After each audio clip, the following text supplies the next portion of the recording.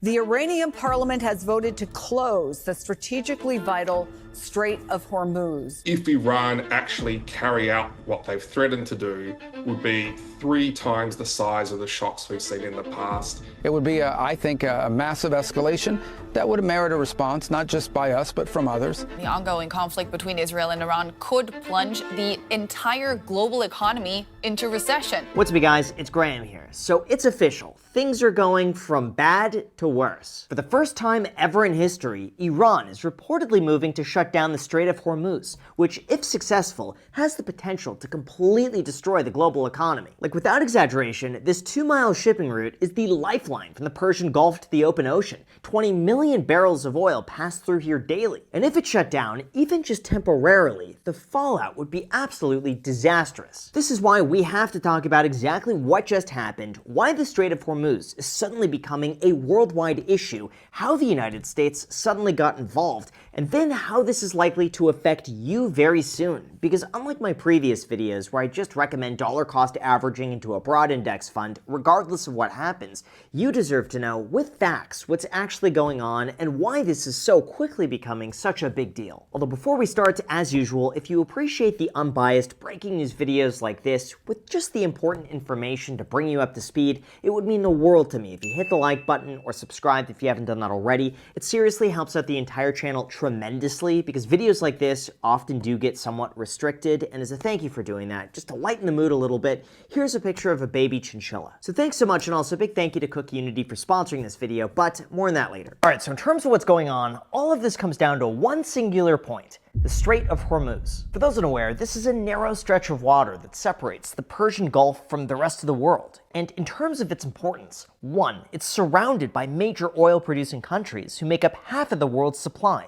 2, geographically, it is the only passage from the Persian Gulf to the open ocean. And 3, Iran has significant influence to make it nearly impossible for anybody to enter or exit, making this really the perfect storm. See, 1/5 of the entire world's oil supply and 1/3 of the world's entire natural gas passes through this small waterway on a daily basis. And unfortunately, there are very few, if any, alternatives if something or someone were to block ships from passing through, meaning this one little area basically controls the entire world. Now, in terms of who benefits the most from this strait being opened, the honest answer is everybody. Like, sure, even though it's true that 84% of the oil and gas exports that pass through there go to Asian markets like China, by keeping the oil flowing, it frees up supply from other energy producers, which allows the United States market to operate more efficiently. It helps keep prices stable and reduces the impact of supply shocks. All of this is thanks to what's called the transit passage. This is a legal framework under the United Nations Law of Sea, which allows commercial ships to pass through areas like the Strait of Hormuz.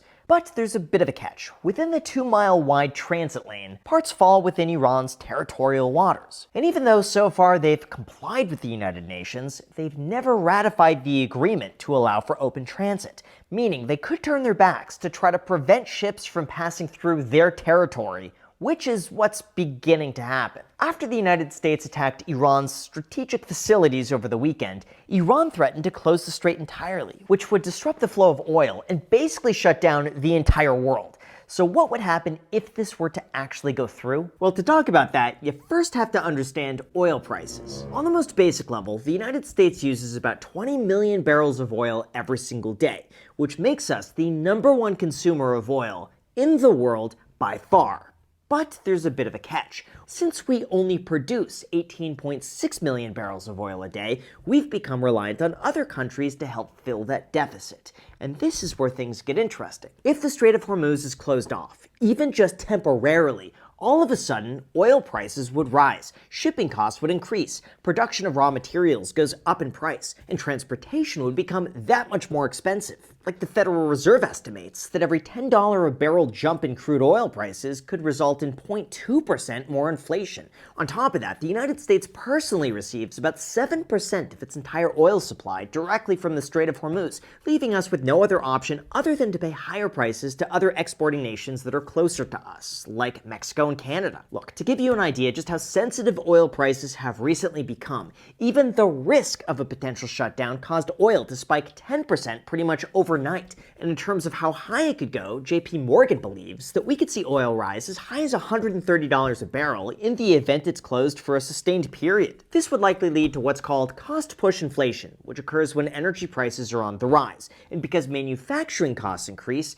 that eventually gets passed on to you as the consumer in the form of higher prices. That in turn is likely to lead to higher inflation numbers, which would result in the Fed keeping higher interest rates for longer, which increases the cost of borrowing. It's also reasonable to expect that as higher energy costs take up a larger percentage of disposable income, people's spending would scale back, which is negative for stocks. But this is really only the tip of the iceberg. For the rest of the world, including China, Japan, India, and South Korea, they are directly reliant on the oil imported through this narrow passageway. So if this shuts down, they would feel the most immediate and most intense effects, effectively just destroying the global economy. But again, all of this is just barely scratching the surface. If the strait were closed, it could very quickly and easily turn into a global catastrophe of military escalation, as practically every country does whatever they can to get the strait back open by whatever means necessary. In fact, it's just reported that there are close to 50 large oil tankers scrambling to leave the Strait of Hormuz right now, with the expectation that the strait could be blockaded in the coming days. Even President Trump said that any retaliation by Iran against the United States of America will be met with force far greater than what was witnessed tonight, which refers to the recent operations to disable any of Iran's potential experiments.